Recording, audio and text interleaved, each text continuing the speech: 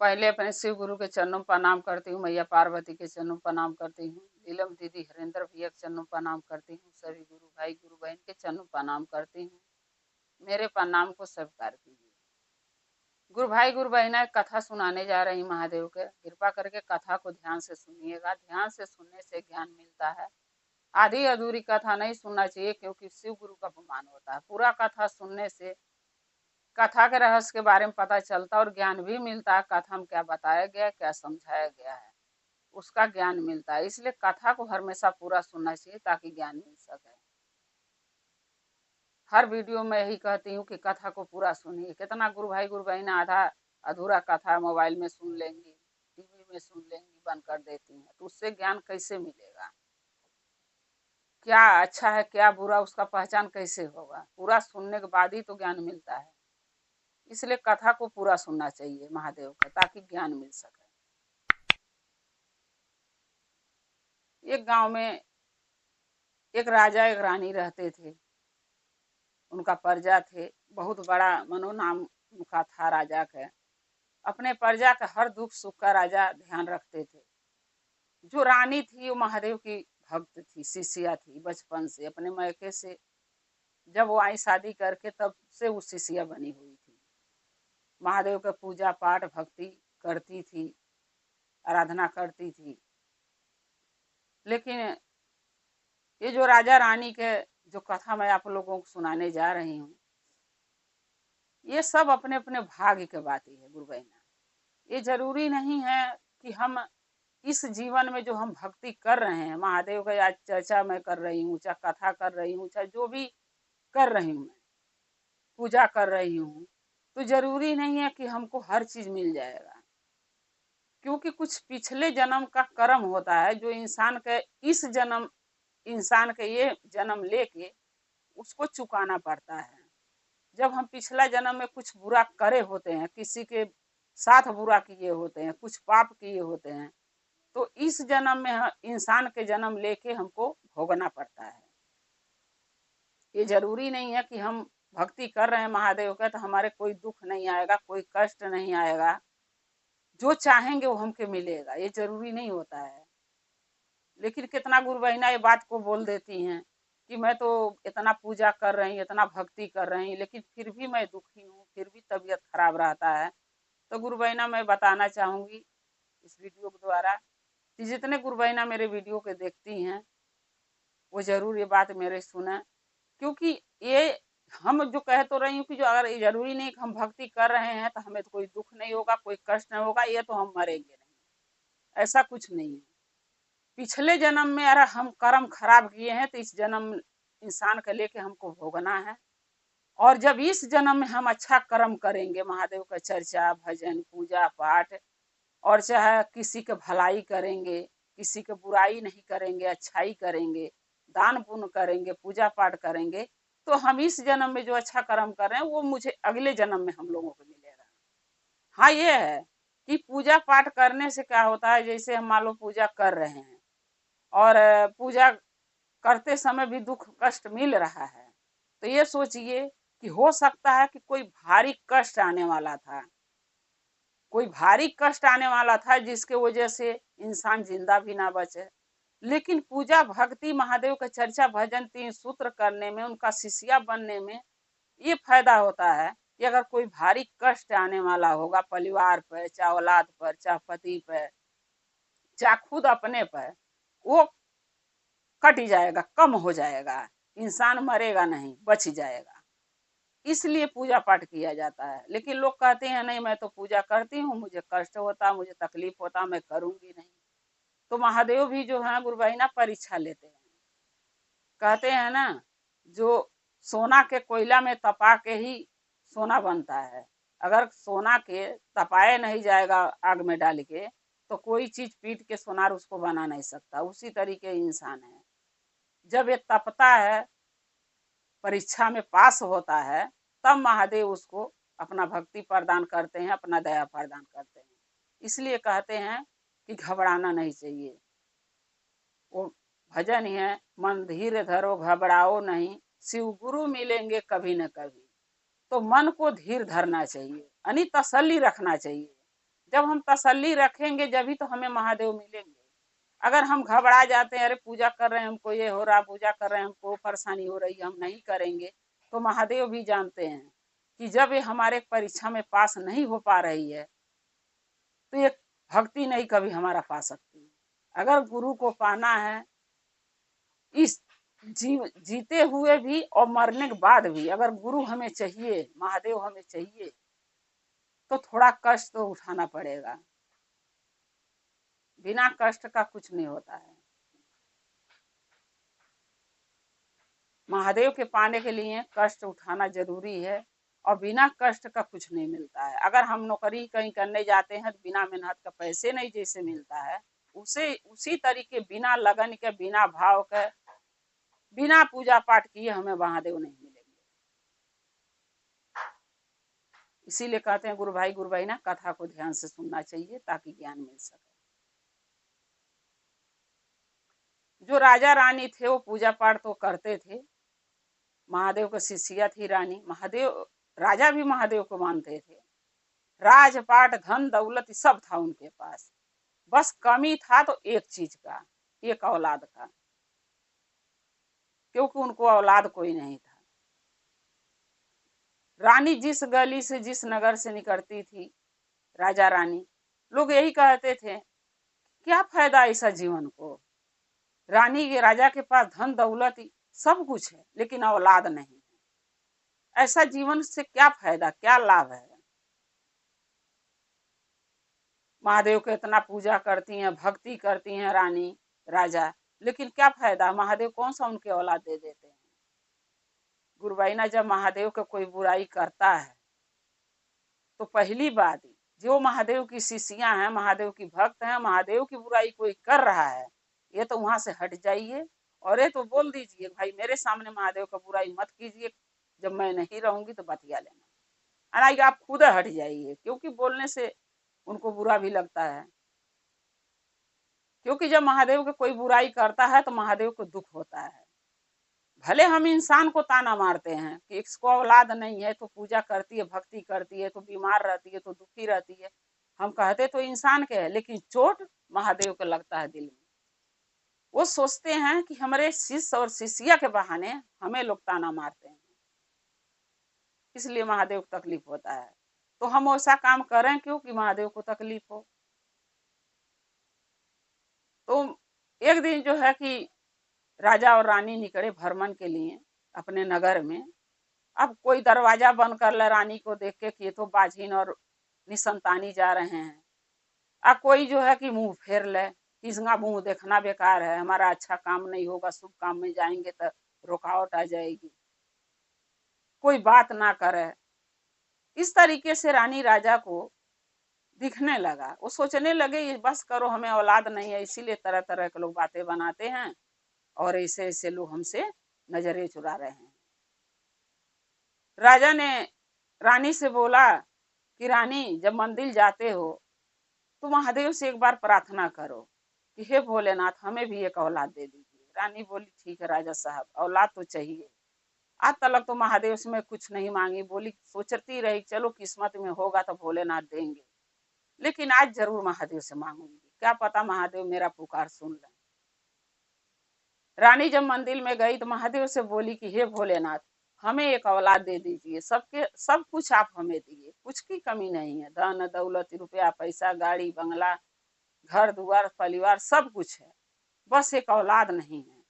औलाद की वजह से हमें हमारे ही नगर में हमारे ही लोग हमें ताना मार रहे हैं, बोली बोल रहे हैं प्रजा हमारे, क्योंकि उनको भी राजा चाहिए, इस खानदान का वारिस चाहिए, तो उनकी भी कोई गलती नहीं है। महादेव हमारे भविष्य की गलती, हमारे किस्मत की गलती है, भोलेनाथ हमें एक औलाद दे दीजिए।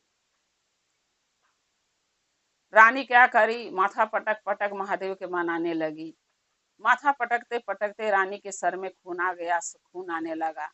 मैया पार्वती महादेव कैलाश पर बैठे थे। पार्वती महादेव से बोली कि हे भोलेनाथ देखिए ना आपकी शिष्या जो रानी है बचपन से शिष्या आपकी है और इतना पूजा पाठ भक्ति आपका आराधना करती है, चर्चा भजन में भी जाती है, लेकिन आप उसको औलाद क्यों नहीं दे रहे हैं। तब महादेव बोले कि देखो पार्वती, समय से पहले कुछ नहीं मिलता। जब समय आ जाता है, चाहे वो धन हो, दौलत हो, औलाद हो, घर हो, मकान हो, गाड़ी हो, जब समय आ जाता है तो मैं सबको देता हूँ, मांगना ही नहीं पड़ता है। और जब समय जब तक नहीं आया होता है तब तक मैं कुछ भी नहीं कर पाता हूँ, क्योंकि मेरे हाथ में भी ये सब नहीं है। अगर ऐसे हम देने लगे सबको बिना मेहनत के, बिना मांगे और बिना पसरेमई किए, तब तो इंसान आलसी बन जाएगा, कोई कुछ करना ही नहीं चाहेगा। ये सोचेगा कि बिना किए जब हमको मिल जाता है तो हम क्यों करें। और जब इंसान कुछ करेगा नहीं तो पैसे आएगा कहाँ से। पैसे के लिए तो कमाना पड़ता है। कुछ लोग गरीब हैं जो कमा के पैसे लाते हैं, जो अमीर हैं उनको काम देते हैं। तो ऐसे ही तो दुनिया चलती है पार्वती।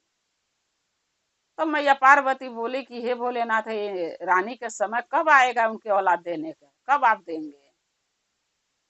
महादेव बोले पार्वती, समय आ चुका है, इसलिए अब हम पृथ्वी पर जा रहे हैं। रानी के दर्शन देना जरूरी है, उनको तसल्ली देना जरूरी है कि उनके कोख में अब एक औलाद आने वाला है। महादेव क्या किए, एक महात्मा का भेष बदल के और मंदिर में पहुंच गए। मंदिर में गए, रानी माथा पटक पटक हो रही थी। महादेव जब गए तो वहां खड़ा हो गए, बोले बेटा उठ जाओ, मत सर पटको। रानी घूम के देख रही है तो उनके पीछे एक महात्मा खड़े हैं। रानी उनके चरणों में गिर गई, बोली हे भोले, हे महात्मा, हमें एक औलाद के लिए हमरा महादेव से प्रार्थना कर रही, पूजा कर रही, इतना बचपन से शिष्या हूँ, आज तक हमारी गोद सुनी है, हमारी प्रजा हमें ताना मान रही है, इनके औलाद नहीं है, निसंतानी है, इनका मुंह देखना बेकार है। तो हम भोलेनाथ से एक औलाद मांग रही थी। तब महात्मा कहते हैं कि बेटा तुम्हारे मनोकामना जरूर पूरा होगा, जाओ आज से तुम्हें 9वें महीना तुम्हें एक सुंदर सा औलाद का प्राप्ति होगा। रानी ये बात सुन के बड़ा खुश हो जाती है, बोलती है महात्मा आप कौन है। महात्मा कहते हैं ये मत पूछो हम कौन है, बस इतना जान लो कि हम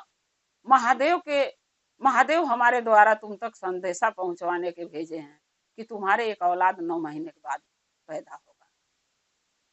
रानी ये बात सुन के बड़ा खुश हो जाती है और घरे जाके अपने महल में जाके राजा की खुशखबरी सुनाती है। राजा बहुत खुश होते हैं। राजा कहते हैं पूरे नगर में ढोल बजवा दो कि रानी माँ बनने वाली है। रानी कहती है नहीं राजा साहब, जब तक औलाद नहीं हो जाए ये सब चीजें नहीं करनी चाहिए। राजा कहते हैं ठीक है। रानी के 9 महीना के बाद एक सुंदर सा पुत्र का जन्म होता रानी कोख से, और उस पुत्र का नाम राजा रानी भोला रख देते हैं, क्योंकि भोलेनाथ का दिया हुआ वो औलाद था। इसलिए रानी राजा सोचे कि इसका नाम भोला रहेगा, यानी महादेव के नाम पर, भोलेनाथ के नाम पर भोला नाम रहेगा। तो इस बहाने से हमेशा हम भोला कहने के वो नाम लेके जब बच्चे को हम पुकारेंगे, महादेव का हमेशा नाम हमारे दिलो दिमाग में बसा रहेगा, भूलेंगे नहीं। लेकिन कुछ बातें होती है कि इंसान समय पर जरूर भूल जाता है। जब वो बच्चा हो गया तो रानी राजा उस बच्चे के प्यार में, लाड़ दुलार में इतना प्यार करते थे, इतना उसको मानते थे कि उसके प्यार में महादेव के रानी चर्चा भजन पूजा करना भूल गई। कुछ तो समय नहीं मिलता था को पूजा करना, क्योंकि छोटा बच्चा होता है गुरु बहिना, तो थोड़ा काम ज्यादा बढ़ जाता है। और कुछ उसको लाड़ प्यार में दोनों जने भूल गए। राजा भी काम काज में फंस गए, बच्चे के प्यार में फंस गए, रानी बच्चे के प्यार में फंस गई, पूजा पाठ करना छोड़ दिए। एक दिन महादेव मैया पार्वती फिर कैलाश पर बैठे थे, तो देख रहे हैं तो भोलेनाथ से पार्वती बोल रही है कि हे बाबा महादेव, जब आप औलाद नहीं रानी को दिए थे तो रानी बड़ा पूजा पाठ राजा रानी करते थे आपका, और जब से उनको औलाद हो गया तब से देखिए आपका पूजा भक्ति ही छोड़ दिए हैं। महादेव बोले पार्वती ऐसा ही होता है, जब इंसान जो चीज का ख्वाहिश रखता है जब तक नहीं मिलेगा, जब तक तो हमारा पूजा पाठ भक्ति बहुत दिल से करता है, और जब उसको हम दे देते हैं, चाहे वो धन हुआ चाहे औलाद हुआ, जब उसको मिल जाता है तो हमारा भक्ति करना वो भूल जाता है। यही कारण है कि पृथ्वी पर इंसान अमीर होके फिर गरीब हो जाता है, क्योंकि इंसान वो होना चाहिए कि गरीबी में भी हमारा नाम ले, अमीरी में भी मेरा नाम ले, जो उसको मैं दे दिया हूँ देने के बाद भी मेरा नाम ले, भूले ना। लेकिन देखो राजा रानी भूल गए। तो पार्वती कहती हैं कि हे भोलेनाथ, तब उनको स्मरण कैसे दिलाएंगे नाम का?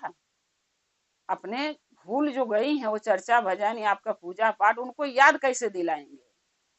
तब महादेव कहते हैं कि पार्वती आप चिंता मत करो, क्योंकि अगर हम राजा रानी को इस चीज के याद नहीं दिलाएंगे तो आगे चल के उनके साथ कुछ बुरा हो सकता है। हम नहीं चाहते हैं कि जो औलाद हम उनको दिए हैं वो औलाद उनसे छीन जाए। पार्वती बोली कि ठीक है भोलेनाथ, अब उनको याद दिलाइएगा। बोले ठीक है। महादेव जो है कि एक दिन सपने में आके रानी से बोले कि रानी, जब तक तुम्हें मैं औलाद नहीं दिया था तब तक तो तुम हमारा बहुत पूजा पाठ करती थी। क्या बात है, जब तुम औलाद पा गई तो महादेव को भूल गई? रानी सपना तो देखी, महादेव से वादा भी करी कि हाँ पूजा पाठ करेंगे, आप चिंता मत कीजिए भोलेनाथ, गलती हो गई, हमें क्षमा कर दीजिए। लेकिन औरत ही है, घर परिवार संभालना, बाल बच्चे संभालना, पति को संभालना, घर संभालना, उसमें थोड़ा सा आदमी भूल ही जाता कोई न कोई चीज। लेकिन मैं यही कहूंगी गुरु बहिना, भूलना नहीं चाहिए, क्योंकि जब हम कोई चीज मानता मान लेते हैं, महादेव का चाहे चर्चा हुआ, चाहे भजन हुआ, चाहे कुछ भी हुआ, और जब हम उसको भूल ही आते हैं तो हमारे साथ गलत होने का बहुत चांस हो जाता है कि हमारे साथ कुछ गलत हो सकता है। इसलिए भूलना नहीं चाहिए। चाहे भले लाड़ प्यार अपने औलाद से कीजिए, लेकिन ये नहीं भूलना चाहिए कि हम महादेव के भक्त हैं, उनका शिष्या हैं, उनके लिए हमें कुछ करना है। रानी फिर सपना देख के भूल गई, बोली राजा से बोलूंगी बोलूंगी चर्चा कराने के, भक्ति करने के लिए, लेकिन भूल गई भूल गई। एक दिन राजा को महादेव सपना दिखाए। राजा को जब सपना दिखाए तो राजा को याद था। महादेव बोले सपना में कि हे राजा, जब तुम्हें औलाद नहीं दिया था तो तुम हमारे भक्ति पूजा दोनों पति पत्नी करते थे। आज तुम भी नहीं पूजा पाठ कर रहे, भक्ति कर रहे हो, न रानी कर रही है। रानी के सपना में भी बताया, फिर भी वो भूल गई। अगर तुम भूल गए तो हमारे बच्चे के साथ कुछ बुरा हो सकता है। जितना जल्दी हो सके मेरा चर्चा भजन कराइए अपने घर पे और हमारी भक्ति कीजिए, क्योंकि महादेव देखिए गुरु बहिना अच्छा राह दिखाते हैं, बुरा नहीं। चेतावनी तो दिए। राजा रानी से बोले भी कि चर्चा कराना। रानी बोली ठीक है, किसी दिन आप इसका व्यवस्था कीजिए और चर्चा हो जाएगा। अब वो करते करते थोड़ा सा समय फिर लगा दिए राजा रानी। महादेव बोले कि ये लोगों के ज्ञान होना नहीं है, क्योंकि इतना चेतावनी देने के बाद भी ये लोग कोई भी चीज टालते जा रहे हैं, ये दिन के होगा वो दिन के होगा।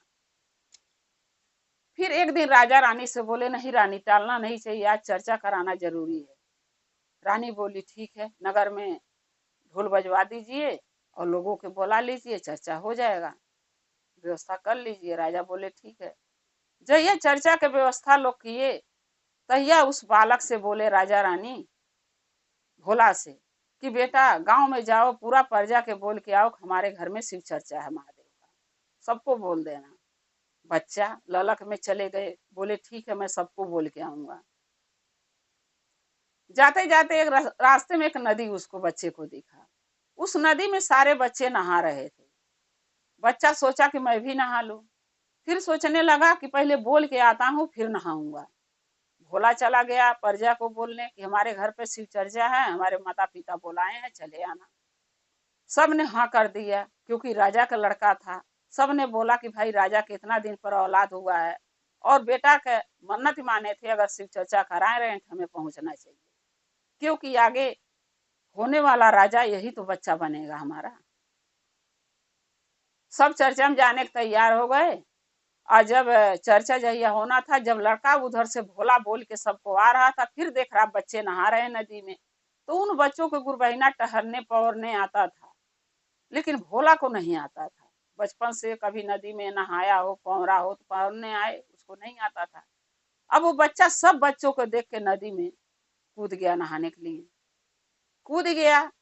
अब सब बच्चे जो हैं कि अपना जो है नहा के निकल गए, लेकिन भोला जो है उसी में डूब गया। लेकिन बच्चे ढेर थे तो बच्चे ध्यान नहीं किए कि कौन बचा कौन डूबा है, सब नहा के चले आए, भोला उसी में डूब गया। राजा रानी और राजा राजा को तो याद था भोला गया बोलने सबको चर्चा के लिए। अरे रानी भूल गई, क्योंकि रानी अपने तहा बारा में लग गई कि चलो भोग के इंतजाम करना है, महादेव के आसन लगाना है, भांग धतूर हेन तेन होता है घर में, पूजा पाठ होता है तो औरतें थोड़ा ज्यादा बिजी हो जाती हैं। वो भूल गई कि हम बेटे के कहाँ भेजे, हमारा भोला कहाँ गया है। राजा ने बहुत देर इंतजार किया तो रानी से राजा बोले कि रानी, मेरा बेटा हम लोगों का नहीं आया, यानी भोला नहीं आया अभी बोल के गांव में। तो रानी बोली कि हाँ आया तो नहीं, जाके देखिए ना कहाँ भोला रह गया। फिर रानी अपने काम में फंस गई, फिर उनके ध्यान से उतर गया कि राजा भोला के ढूंढने गए कि नहीं गए। राजा जब भोला ढूंढने जा रहे थे, फिर राजा को वो भी नदी दिखी, वही नदी जिसमें उनका बेटा डूब गया था। राजा ने सोचा घर जाके नहाऊंगा, ज्यादा समय लग जाएगा, पूजा का समय हो रहा, चर्चा के, अभी गांव में भी जाना है। राजा ने गांव में नहीं जाके नदी में नहाने हिल गए कि जल्दी से नहा के फिर गांव में बोल के फिर घरे चले जाऊंगा, भोला हो सके गांव में ही होगा, लेके घर चला जाऊंगा ढूंढ के। जब राजा नहाने हिले तो देख रहे हैं कि उनके गोड़ में पैर में कुछ टकरा रहा है नीचे पानी में। राजा ने बोला कि पता नहीं क्या चीज टक टक लग रहा गोड़ में, तो उसका बच्चे का पैर लड़ रहा था। राजा थोड़ा घुसुक के नहाने लगे कि यहाँ से यहाँ चला जाता हो, क्या पता ईट पत्थर हो गोड़ में लग रहा, कहीं चोट लग जाएगी। थोड़ा सा घुसुक हट के नहाने लगे तो बच्चे के हाथ लगा लड़ने पैर में। राजा ने बोला कि एक डुबकी मारा तो फेल लगा, दूसरा मारा फेल लगा, अब तीसरा डुबकी में उसको देखता हूँ छू के कि वह है क्या नीचे। राजा जब हाथ लगा के टो रहे हैं, देख रहे हैं पानी में, तो हाथ मिला। हाथ पकड़ के जब ऊपर खींचे तो देख रहे हैं कि राजा का बेटा है। अब राजा सोचने लगे क्या करूं, राजा नदी से बेटा के गोद में उठा के बाहर निकाले। अब राजा सोच में पड़ गए कि हमारे घर में पूजा पाठ महादेव का चर्चा है, लोग जुटे हैं, नात रिश्तेदार आए हैं, गांव गड़ा आया है, अगर इस बच्चे के लाश ही हम ले आके धर देता हूँ तो सब बेकार हो जाएगा चर्चा भजन। राजा ने क्या किया कि पीछे दरवाजा से हेल के बच्चे की लाश ले आके घर में सुता दिए और तोप दिए उसको। रानी से जब राजा गए आंगन में, बोले जहाँ चर्चा के महादेव का आसन लगा था, तब रानी बोली, रानी को फिर भी याद नहीं है कि मेरा बेटा कहाँ है बोला। राजा रानी से बोले कि रानी एक काम कीजिए, महादेव के आसन के लगे एक बिस्तर लगा दीजिए। अब रानी सोचने लगी, लग रहा राजा इसी पर बैठ के कथा सुनेंगे, चर्चा। आसन के लगे चद्दर बिछा के बिस्तर लगा दी। फिर राजा बोले कि रानी कुछ खीर बना लीजिए, क्योंकि महादेव के लिए भोग के लिए खीर चाहिए। रानी खीर भी बनाई, लेकिन रानी पूछ नहीं रही है भोला कहाँ, क्योंकि दिमाग से महादेव भुला दिए थे, क्योंकि रानी से गलती हुआ था। महादेव जब सपन में बोले थे तो रानी भूल गई थी, इसलिए इस समय रानी को इसलिए भुला दिए कि रानी की याद ही नहीं आए कि उसका बेटा कहाँ है। लेकिन राजा को तो बात पता था। जब रानी खीर बना के ले आई तो राजा एक जहर के पुड़िया कीन के लेके गए थे, क्योंकि राजा ठान लिए थे कि जब जिस औलाद के लिए हम लोग इतना महादेव से मन्नत मांगे, पूजा किए, इतना दिन की आधी उम्र बीतने के बाद औलाद भी हमें हुआ, तो महादेव की दया से कि कैसे मेरा औलाद मुझसे छीन गया, तो हम अब जी के करेंगे क्या राजा रानी, इसी के साथ हम लोग भी मर जाएंगे दोनों प्राणी, क्योंकि अब इस उम्र में और औलाद तो हो नहीं सकता, एक लिखा था सो हो गया, तो हम क्या करेंगे बिना औलाद के जिंदगी जी के, क्योंकि हमारे न राजपाट चलाने वाला कोई अब बचा, न हमारे बुढ़ापे का सहारा कोई बचा। जब खीर रानी बना के ले आई तो राजा ने सोचा कि कैसे डालूं। सबको राजा ने बाहर बोला कि सब आप द्वार पर बैठिए, अभी जब हम बुलाएंगे तो आ जाना। सभी कोई बाहर निकल गया, द्वार पर चला गया। राजा रानी की जब अकेले पड़े तो राजा ने रानी से बोला कि आप घर में जाइए, एक गिलास पानी भी ले, क्योंकि महादेव को भोग लगाना तो जल भी चाहिए उनको। रानी जल लेने चली गई। राजा ने क्या किया कि पूरे खीर में जहर मिला दिया। जब रानी आई तो बोली महादेव का भोग लग गया। राजा बोले नहीं। महादेव का भोग रानी उसमें से निकाल के लगा दी खीर में से। महादेव तो वैसे ही अमृत मंथन में जहर पिए थे, विष पिए थे। जब भोग लग गया तो सारा जहर महादेव के कंठ में चला गया। अब राजा रानी जो है, राजा सोचने लगे कि रानी के कैसे बोलूं खाने के लिए। जब राजा ने रानी से बोला कि रानी ऐसा कीजिए कि 2 कटोरी लाइए। कटोरी लाई, बोले दोनों में खीर निकालिए, एक आप खा लीजिए, एक मैं खा लेता हूँ। रानी बोली महादेव, अरे राजा अभी तो महादेव का चर्चा हुआ ही नहीं, कैसे भोग लगा लेंगे। राजा बोले कोई बात नहीं रानी, महादेव के यहाँ भोग लग गया है ना, तो खीर हम खा सकते हैं। रानी को क्या पता कि क्या बात है। 2 कटोरी में जब खीर निकाल दी तो महादेव कैलाश पर बैठे बैठे देख रहे थे। महादेव सोचने लगे कि इनको औलाद का इतना दुख हुआ राजा रानी के, कि राजा नहीं चाहते हैं जिंदा रहना, चाहते हैं रानी भी मर जाए, हम भी मर जाए, औलाद मेरा मर गया। अब महादेव क्या किए, वहां कमंडल लिए, झोला उठाए और एक साधु का भेष बना के महादेव राजा के घर पहुंच गए आंगन में। जैसे खीर चम्मच से निकाल के राजा रानी दोनों खाने ही जा रहे थे, तौले वो महात्मा पहुंच गए। महात्मा जाके रोक दिए, राजा रुकिए, अभी आप खीर को नहीं खा सकते। राजा बोले क्यों? महात्मा बोले अभी नहीं, चर्चा होने के बाद आप खा सकते हैं, लेकिन आप क्यों ये खीर खाना चाहते हैं? क्योंकि महादेव को तो सब पता था। राजा बोले कि मेरा मन कर रहा खीर खाने के। महात्मा बोले नहीं, कोई तो कारण है, आप वो कारण बताइए। राजा बोले ऐसे हम कारण नहीं बता सकते। रानी के बोले रानी, महात्मा के लिए आसन के लिए व्यवस्था कीजिए, आप घर में जाइए आसन ले आइए। रानी जब आसन लगाने के लिए सामान लेने चली गई चौकी, तब महात्मा से कान में राजा बोले कि महात्मा जी, हमारा बेटा नदी में डूब के मर गया। महादेव के दिया हुआ एक वरदान था, पता नहीं कैसे क्या गलती हम लोगों से, दोनों प्राणी से, राजा रानी से हो गया कि लड़का हमारा नदी में डूब के मर गया। और जब वो नहीं है तो हम दोनों जी के क्या करेंगे, इसलिए हम खीर में जहर मिला दिए हैं कि राजा रानी हम दोनों खा के मर जाए मियाँ बीवी। तब महात्मा बोलते हैं राजा धीरज धरिए, आपका औलाद कहीं नहीं गया है, आपको औलाद आपका जिंदा मिलेगा, थोड़ा तसल्ली रखिए, कहाँ है चलिए बताइए। राजा जब कमरे में ले गए अपने राज कक्ष में, तो देख रहे हैं कि वहां पर लड़का के सुता रखे। महात्मा देखे, महात्मा राजा से बोले उसका मुंह उघारिए, पूरा शरीर उघार दीजिए, उघार दिए। जो कमंडल में जल लिए थे महात्मा, वो लड़का के ऊपर जब फेंक दिए, लड़का उठ के बैठ गया। लड़का उठ के बैठ गया, महादेव महादेव करते। जब भोला उठ के बैठ गया तो राजा के तसल्ली हो गया कि मेरा बेटा जीवित हो गया। जो खीर में जहर था वो भी महात्मा अपने शक्ति से खींच लिए। तब राजा बोल रहे हैं कि हे भोले, हे महात्मा, आप हैं कौन?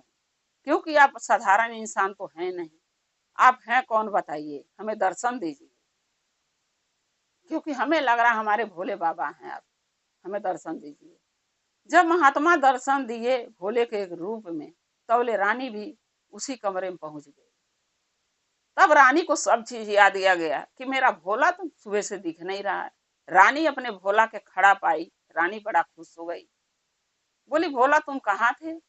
बच्चा बोला माँ मैं तो यहीं सोया हुआ था, पिताजी से पूछिए। तब रानी बोली राजा से कि ये बच्चा सोया हुआ था अपना? बोले हाँ। बोली क्या हुआ था? बोले कुछ नहीं, ऐसे सोया हुआ था। महादेव का राजा रानी को दर्शन भी मिल गया, महादेव का दर्शन राजा रानी को मिल गया। उस बालक को जो भोला था, महादेव का दिया हुआ औलाद, उनको भी दर्शन मिल गया। राजा रानी उनके बेटे के महादेव के दर्शन हो गया। महादेव वो भोला को आशीर्वाद दिए कि 100 साल के तुम्हारी उम्र है, इससे पहले तुम्हें कोई नहीं मार सकता। आशीर्वाद दिए। राजा रानी से बोले कि जब कुछ मन्नत मानते हो तो उसका पूरा किया करो, भूला मत करो। भूलने का उपाय कष्ट यही होता है कि हम अपने भक्त को याद दिलाने के लिए थोड़ा कष्ट उनको देते हैं, ताकि उनको याद आ जाए, अपनी गलती के पछतावा हो, अफसोस हो। सो हमने तुम्हें कराया, तुम्हें अपने गलती का एहसास हो गया, अब से नहीं भूलना। राजा रानी दोनों महादेव से माफी मांगे कि हे भोलेनाथ, आगे से मैं ये गलती नहीं करूंगा। महादेव बोले कि जाके खूब शोर शोर शराबा से, खूब धूमधाम से हमारा चर्चा भक्ति करो, और चर्चा भक्ति करना हमारा भूलना नहीं, छोड़ना नहीं। राजा रानी दोनों महादेव से वादा किए कि आगे से ऐसा गलती नहीं करूंगा। महादेव चले गए कैलाश, उनको आशीर्वाद देके, खुश रहो तुम लोग। राजा रानी महादेव का चर्चा भजन खूब कराएं, भक्त लोग खूब जुटे, खूब अच्छे से चर्चा भजन हुआ, पूजा पाठ हुआ, प्रसाद बटा, भोग लगा, सब कुछ हुआ। और राजा रानी अपने भोला बेटा के साथ, अपने औलाद के साथ सुखी सुखी अपना जीवन खुशी खुशी बिताने लगे। इसीलिए कहते हैं गुरु भाई गुरु बहना कि कभी भी जब हम कोई मन्नत मान देते हैं, चाहे वो कथा हो, चाहे महादेव का चर्चा हो, चाहे भजन हो, चाहे कहीं तीर्थ धाम जाना हो, चाहे किसी मंदिर जाना हो, तो थोड़ा समय लग जा, कोई बात नहीं, लेकिन भूलना नहीं चाहिए। दिमाग से वो बात कोई उतारना निकालना नहीं चाहिए कि हमें ये चीज याद ही नहीं। मन में रखो, दिल में रखो कि ये चीज, ये जगह जाना, ये काम करना है, ये हमने माना है। लेकिन थोड़ा समय इसलिए लग जाता है कि कुछ न कुछ रुकावट, कुछ न कुछ कारण हो जाता है, जैसे पैसा का हो गया, समय का हो गया, तो ये चल जाएगा।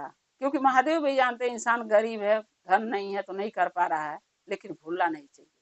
जैसे राजा रानी को भूल गए, जिसके कारण से इतना बड़ा उनको परेशानी हुआ, वो गलती आप लोग मत दोहराइएगा, भूलिएगा मत, याद रखिएगा। जैसे राजा रानी के महादेव औलाद को दोबारा जीवन दान दिए, वैसे सभी के यही प्रार्थना महादेव से करूंगी कि हे भोलेनाथ, सबके पति के, सबके औलाद के जीवन दान देना। अगर कोई कष्ट में पड़ जाए तो उसको कष्ट से बाहर निकाल देना, उनको सुखी रखना, दया करना। गुरु भाई गुरु बहना, अगर मेरा एक कथा आपको अच्छा लगा कमेंट में लिख के जरूर भेजिएगा। चैनल को सब्सक्राइब कर लीजिएगा। जो भी नया नया वीडियो कथा मैं अपने चैनल पर डालती हूँ आप तक पहुँचता रहे, क्योंकि चैनल को जब सब्सक्राइब आप कर लेंगे, जब बटन दबाएंगे तो ऑटोमेटिक हमारा कथा आपके पास पहुँच जाएगा। आप हमारे कथा को ऐसे ही देखते रहें, अपना प्यार देते रहें। हम और आप शिव परिवार से ऐसे ही जुड़े रहें। हर हर महादेव, घर घर महादेव। महादेव की दया और कृपा सभी भक्तों पर, सभी गुरु बहिना पर सदा बना रहे। जय शिव गुरु।